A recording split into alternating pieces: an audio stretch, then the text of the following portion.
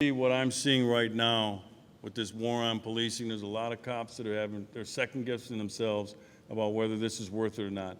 That is a dangerous place for this country to be because nobody else is going to do it.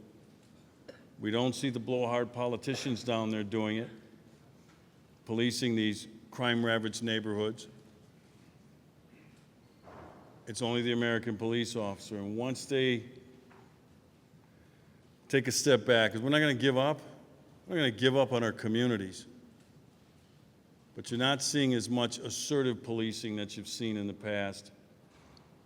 And we can see with the rising crime rates, anybody who's in denial that there's no nexus between the rise in violence in some of these American ghettos and the fact that police aren't as assertive as we need them to be. Anyone who would deny that there's not a correlation is lying to you. Okay, so that's why I'm on this mission to build up that morale, so to speak. I tell these cops everywhere I go, keep your heads held high. Your communities need you. I tell them how proud I am. I tell the people in my organization how proud I am of what they do to make your communities a safer place. I wanted to start there. That's not what my whole thing is going to be here. But I thought that was important. But again, thanks for being here today, and I hope this is a great couple of days for you. Very few topics in our human discourse spark as much emotion, passion, or vilification as the subject of guns in America.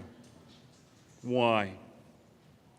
Why is the Second Amendment treated like the bastard child of the Bill of Rights by academia, the liberal mainstream media, and liberals in the political establishment?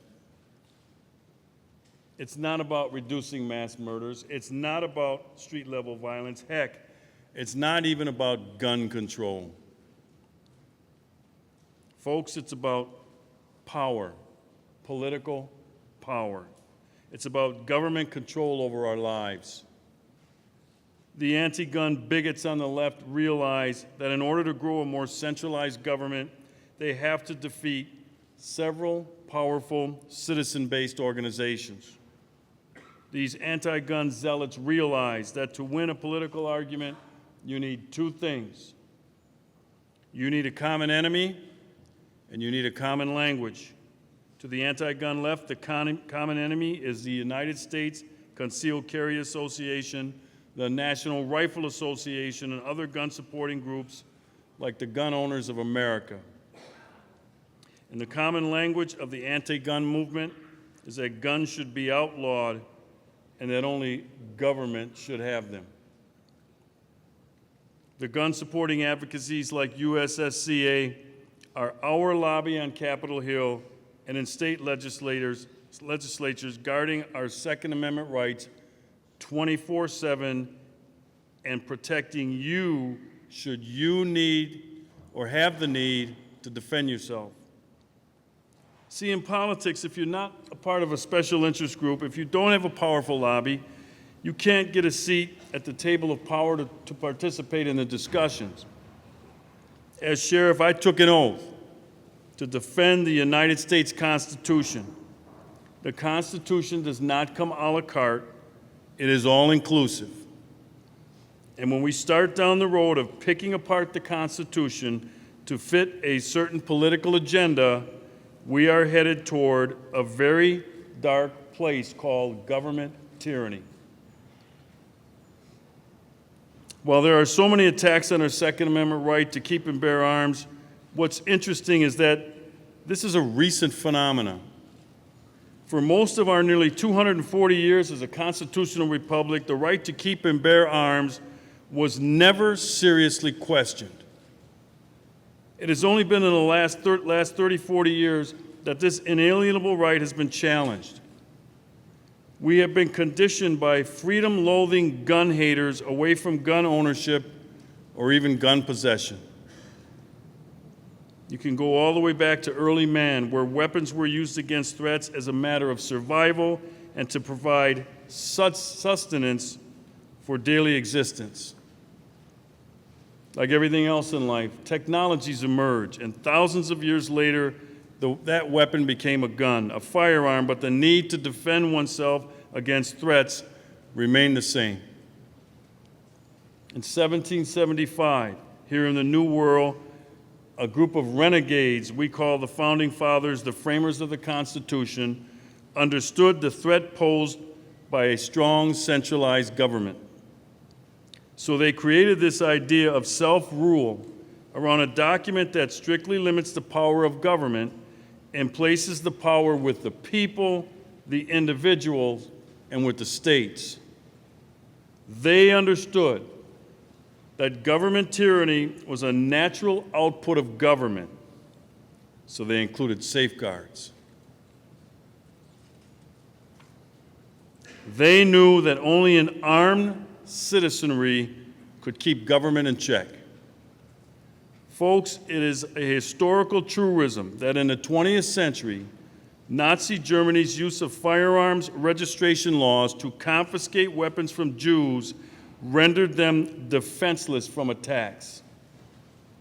And Switzerland's tradition of ensuring that every man was armed with military weapons kept at home and that they were ready to organize as a militia of total resistance played a significant role in dissuading a Nazi invasion during World War II. And then there is the issue of the right of people to keep and bear arms for self-defense. This is, as you know, a natural right. It is the first law of nature. Man has an inherent desire to survive. Sometimes that means fighting off criminal predators.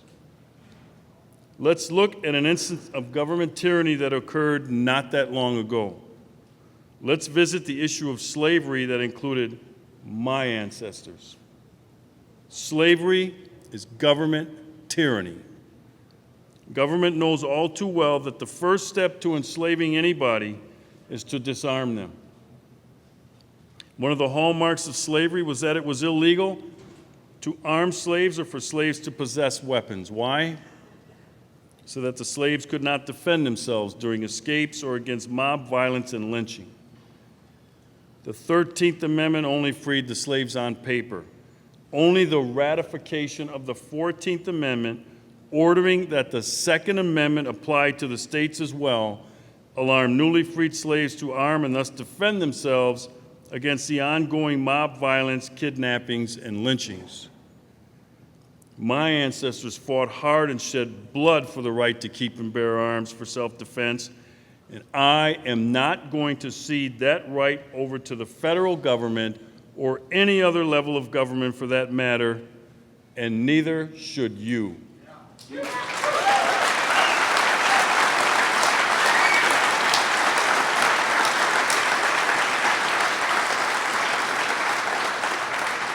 In closing, let's talk about your group, the United States Concealed Carry Association. Today's society confronts us with many threats from criminal behavior. As my public announcements say, you are the first line in your personal defense, not law enforcement. You always have been, but for the last 30 years or so, you have been conditioned away from that duty by people telling you to simply dial 911. That may no longer be your best option today.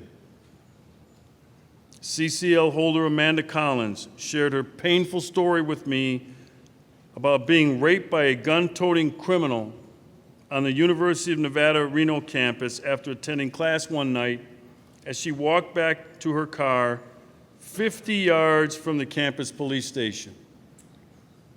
She was in a gun-free zone, and like any other law-abiding citizen, she obeyed the law, and she outsourced her safety to the government.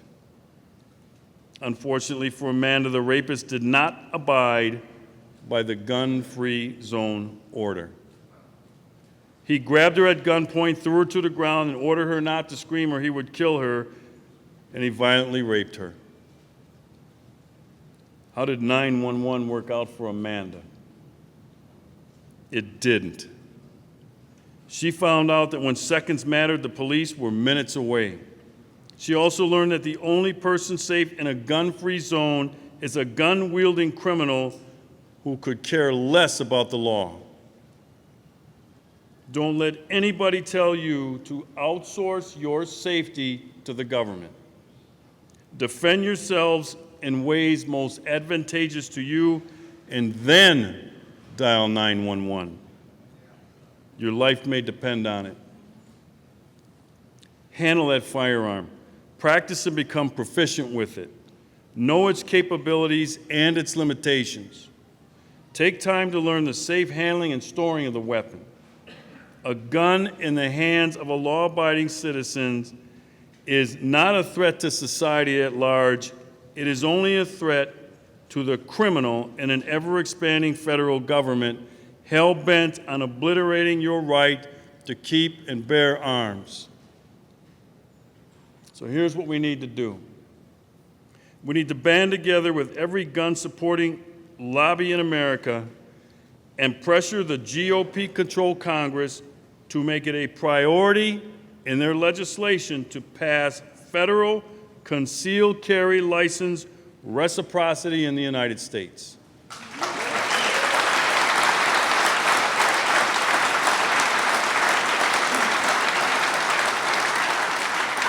That's House of Representatives Bill 923 and Senate Bill 498. The Constitutional Carry Reciprocity Act of 2015 is what it's called. That thing sits in limbo right now. As President Obama and the Congress, including some so-called conservative members of Congress, are working to expand criminal rights under the Criminal Justice Reform Act. Whose side are they on? 40 GOP senators have co-sponsored the legislation, but it languishes in a black hole while GOP senators work feverishly, as I said, on a bill that gives criminals expanded rights under sentencing reform. Who's working for you? Just like a driver's license from one state is valid in every other state, and a gay marriage license is recognized in every state, so must your concealed carry license be valid across state lines.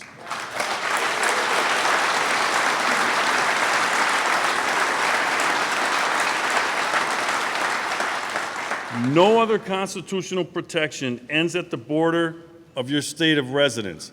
None. And driving and marriage are not even constitutional rights. It is unconstitutional and unreasonable for someone to have to know what the intricacies are about concealed carry laws from differing states. You can be valid in one state, drive through another, and be in violation of the law. This is insane, and it has to be fixed now.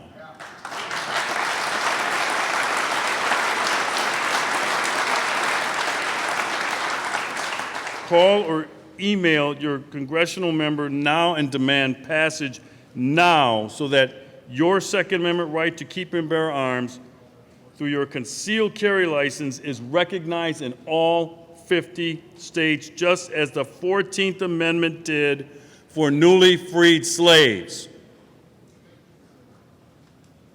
I challenge people at the end of every public safety message I put out on Milwaukee radio.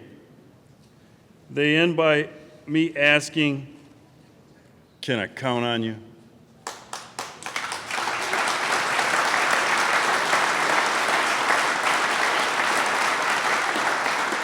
Thank you for being in Atlanta. Keep fighting. God bless you, and may God continue to bless the United States of America.